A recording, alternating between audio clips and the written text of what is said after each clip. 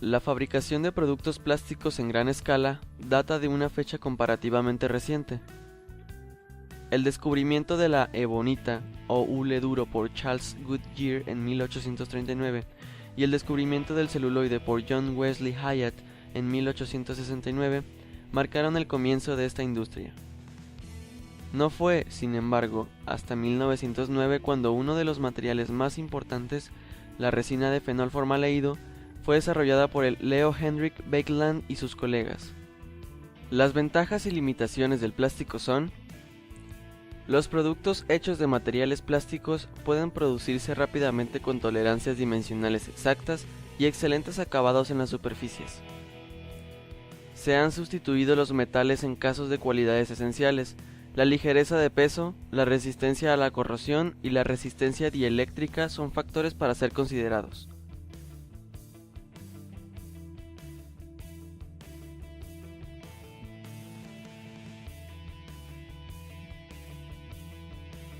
Para entender lo que son los plásticos, primero tenemos que conocer lo que son los polímeros. Un polímero es una macromolécula, es decir, una molécula de gran tamaño, formado por otras moléculas más sencillas y que se repiten constantemente para formar el polímero.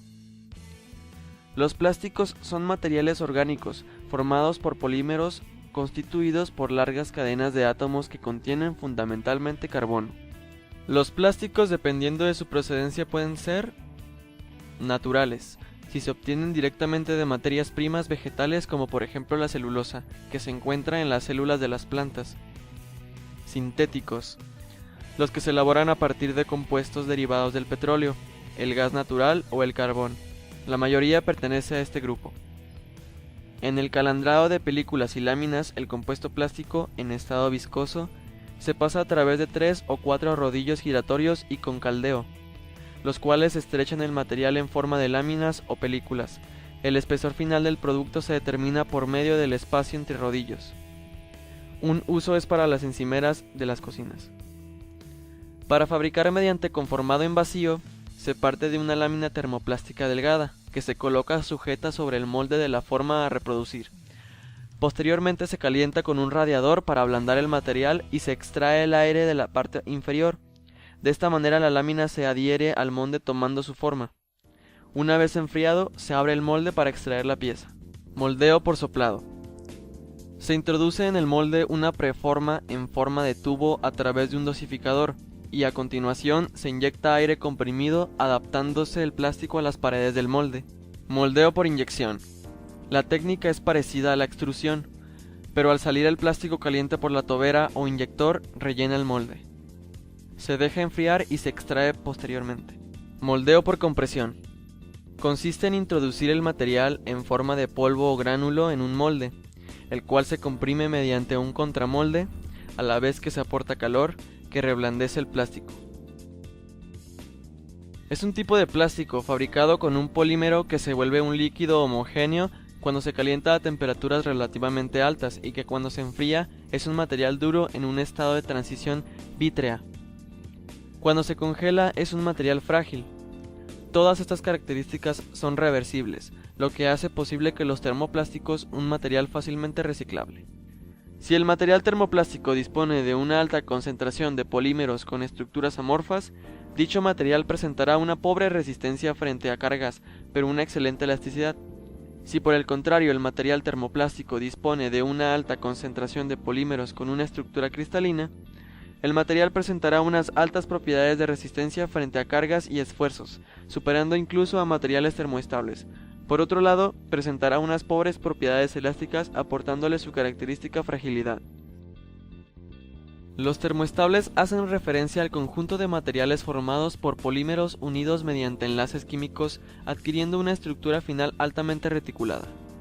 Uno de los aspectos negativos que presentan los materiales termoestables es su nula capacidad de reciclaje, dado a que una vez han solidificado o curado, es imposible volver a una fase líquida del material. Los materiales termoestables tienen la propiedad de no fundirse o deformarse en presencia de temperatura o calor. Antes, pasarán a un estado gaseoso que a un estado líquido.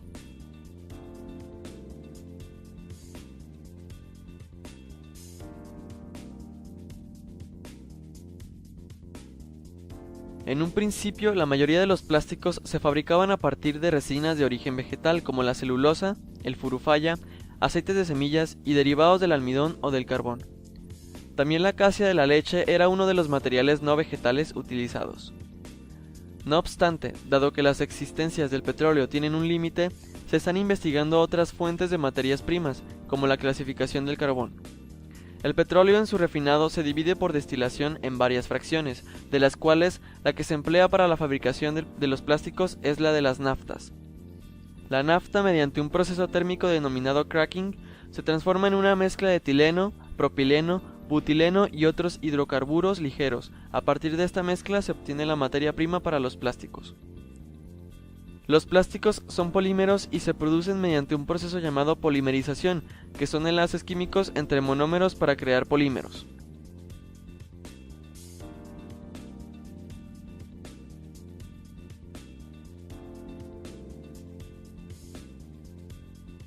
La diferencia se basa sobre la estructura molecular de sus compuestos y sobre su comportamiento en presencia de calor en la fase de elaboración.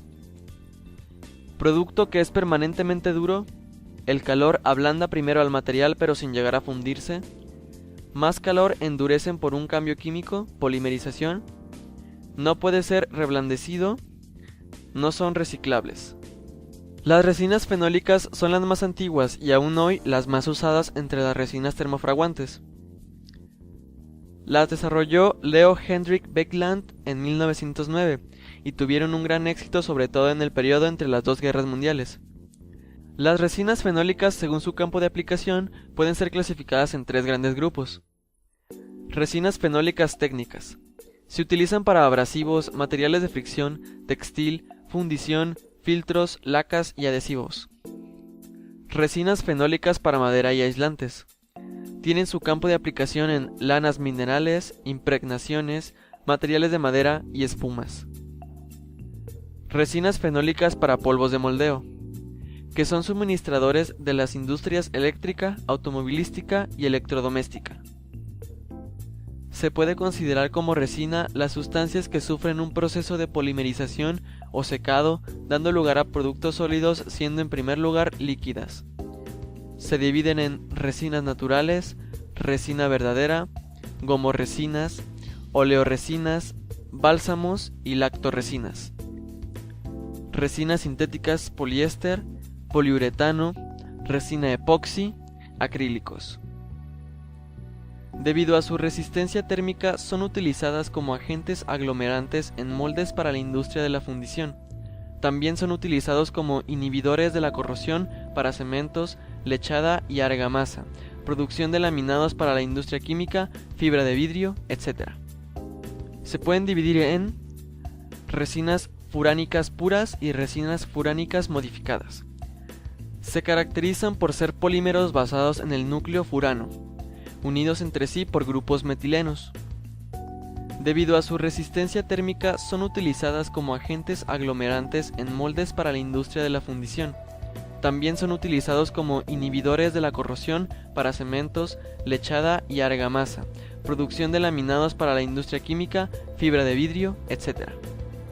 Se pueden dividir en resinas furánicas puras y resinas furánicas modificadas.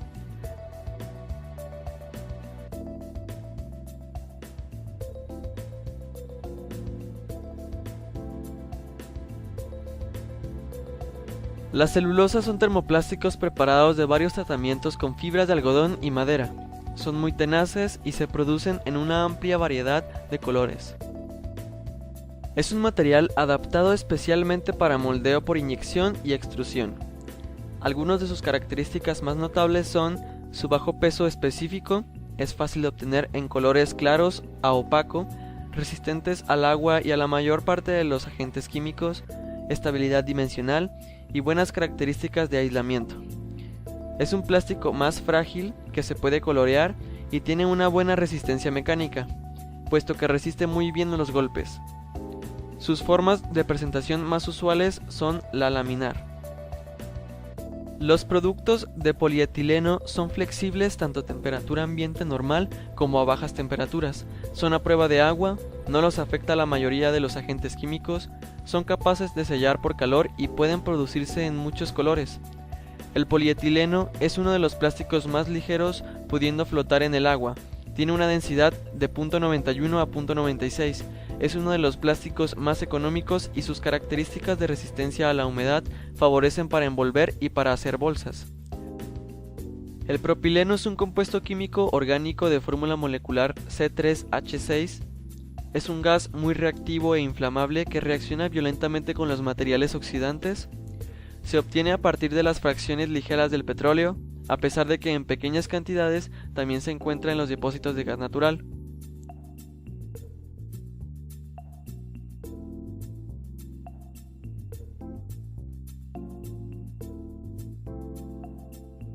Puesto que las cerámicas están compuestas usualmente por al menos dos elementos y a menudo por más de dos, sus estructuras cristalinas son generalmente más complejas que la de los metales. Los átomos se acomodan en conjuntos irregulares y aleatorios. Los sólidos no cristalinos con una composición comparable a la de las cerámicas cristalinas se denominan vidrios. Los materiales cerámicos tradicionales están fabricados con materias primas de yacimientos naturales, con o sin proceso de beneficiación, para eliminar impurezas al objeto de aumentar su pureza, tales como los materiales arcillosos. Pueden definirse como aquellas que están constituidos por tres tipos básicos: arcilla, sílice y feldespato.